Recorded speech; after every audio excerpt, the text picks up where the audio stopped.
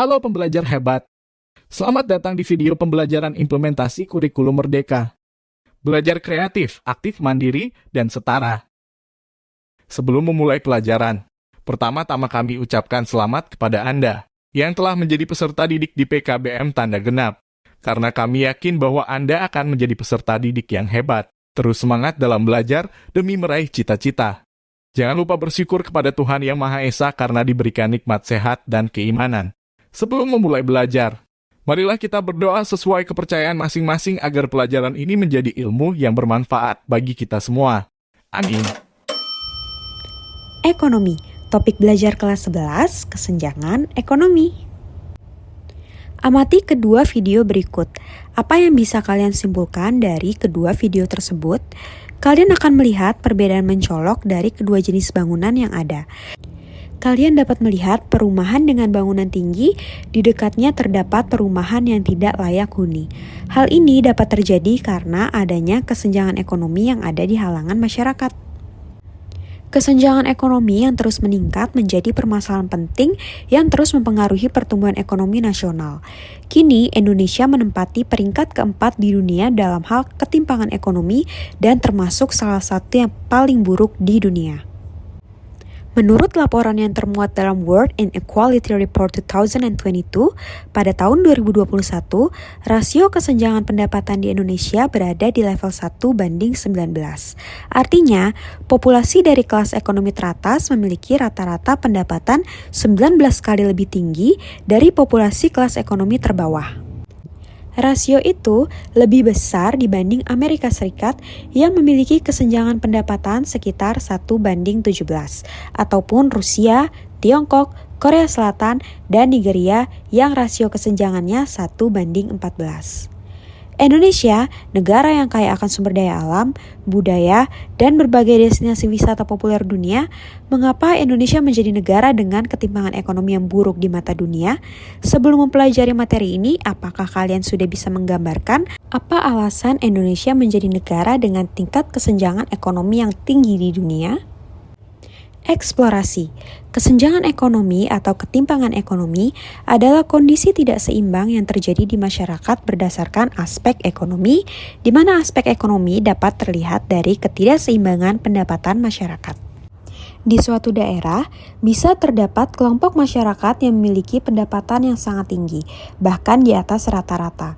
Tetapi ada juga kelompok masyarakat yang memiliki pendapatan rendah di bawah rata-rata dan tinggal di daerah yang sama. Kesenjangan ekonomi dapat terjadi karena adanya perbedaan batas kemampuan finansial yang besar antara kelompok berpendapatan tinggi dengan kelompok berpendapatan rendah. Tentu saja ini bukan merupakan hal yang baik bagi suatu negara, sebab besarnya kesenjangan finansial antara kelompok pendapatan tinggi dan kelompok pendapatan rendah menunjukkan masih tingginya ketimpangan ekonomi yang terjadi di negara tersebut. Kolaborasi. Cobalah dengan teman-temanmu untuk melakukan pemetaan wilayah di Indonesia yang memiliki penghasilan tinggi dan juga yang memiliki penghasilan rendah. Kalian bisa menemukan data tersebut di Google dan terlebih khusus kami menyarankan untuk membuka datanya pada Badan Pusat Statistik Indonesia. Selanjutnya, kita akan membahas mengenai beberapa penyebab terjadinya kesenjangan ekonomi di Indonesia. Yang pertama yaitu kondisi demografi. Kondisi demografi berkaitan dengan kependudukan. Kondisi penduduk di satu daerah dengan daerah lainnya tentulah berbeda, baik itu dari segi jumlah, komposisi, maupun persebaran.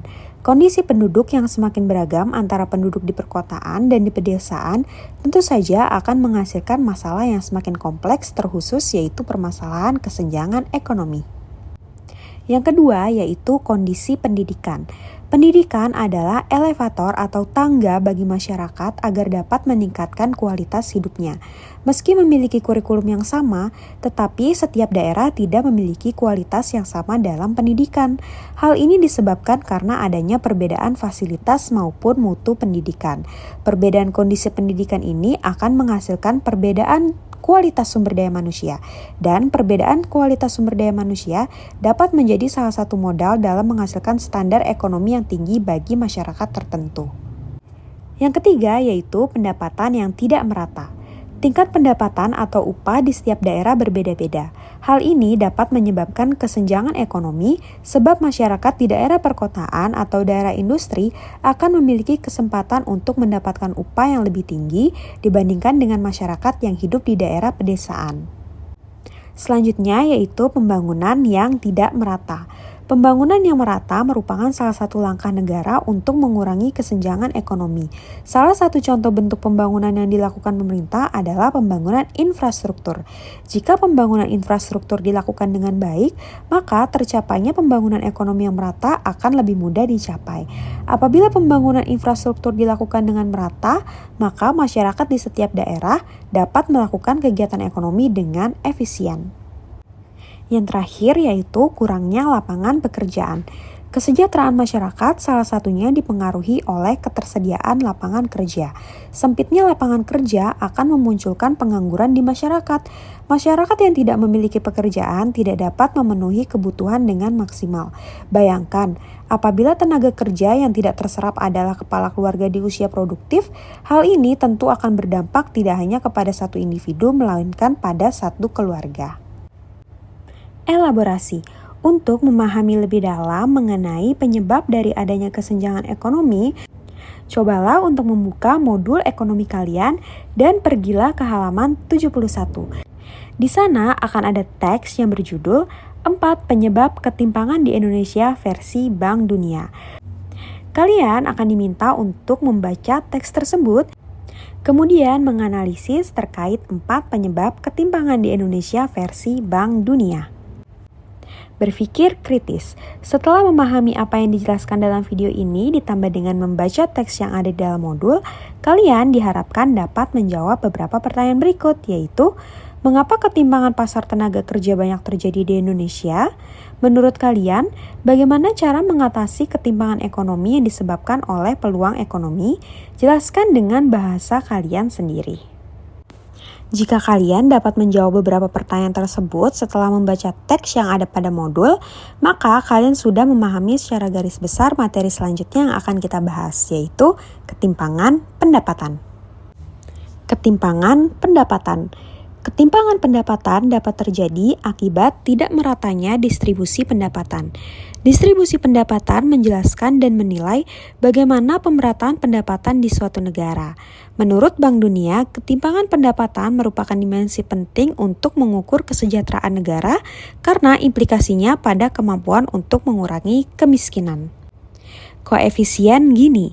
Koefisien Gini atau indeks Gini merupakan ukuran dari distribusi pendapatan. Teori koefisien Gini dikembangkan oleh ahli statistik dari Italia bernama Corrado Gini pada tahun 1912. Tidak hanya mengukur distribusi pendapatan, koefisien Gini juga mengukur ketidaksetaraan ekonomi dan mengukur distribusi kekayaan di suatu populasi. Nilai dari koefisien Gini berkisar di angka 0% hingga 1 atau 100%. Jika angka koefisien Gini mendekati angka 0, maka pendapatan terdistribusi secara merata. Tetapi semakin mendekati angka 1 menunjukkan pendapatan tidak terdistribusi secara merata. Perkembangan Gini rasio Indonesia pada periode Maret 2017 sampai dengan Maret 2020 dapat dilihat dari data berikut ya. Untuk rasio Gini di Indonesia pada Maret 2020 tercatat dengan nilai 0,381. Coba kalian analisis nilai berikut ya. Apakah ini baik atau buruk ya kira-kira? Studi kasus. Perhatikanlah tabel berikut, kemudian diskusikan dengan temanmu untuk menjawab beberapa pertanyaannya, yaitu jelaskan makna dari angka-angka yang ada dalam tabel tersebut. Kemudian, mengapa indeks Gini perkotaan bernilai lebih besar dibandingkan dengan pedesaan? Kurva Lorenz. Kurva Lorenz adalah kurva yang menunjukkan hubungan antara persentase pendapatan dengan persentase penerimaan pendapatan selama kurun waktu tertentu. Dan biasanya berbagai negara mengukurnya dalam waktu 1 tahun. Kurva Lorenz akan disertai angka kemiringan 1 yang disimbolkan dengan garis diagonal. Semakin jauh kurva dari garis diagonal, maka distribusi pendapatan tidak merata. Sebaliknya, jika kurva mendekati garis diagonal, maka distribusi pendapatan merata. Studi kasus. Terdapat gambar A dan juga gambar B. Coba kalian perhatikan kedua gambar tersebut dengan baik, kemudian analisislah perbedaan kedua gambar tersebut. Refleksi. Setelah mempelajari materi pendapatan nasional dan kesenjangan ekonomi, kalian telah mengetahui bahwa masalah kesenjangan ekonomi dapat diatasi dengan meningkatkan kualitas pendidikan. Hal tersebut menunjukkan pentingnya pendidikan bagi berbagai aspek kehidupan, tidak hanya sosial namun juga aspek ekonomi. Selama pembelajaran pada bab ini, kalian mempelajari konsep pendapatan dan juga metode perhitungan yang di dalamnya terdapat berbagai komponen.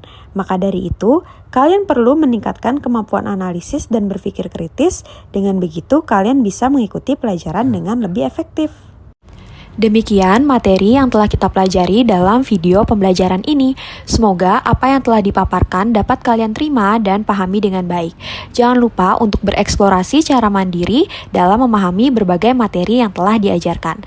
Sampai jumpa, sampai bertemu di video pembelajaran lainnya.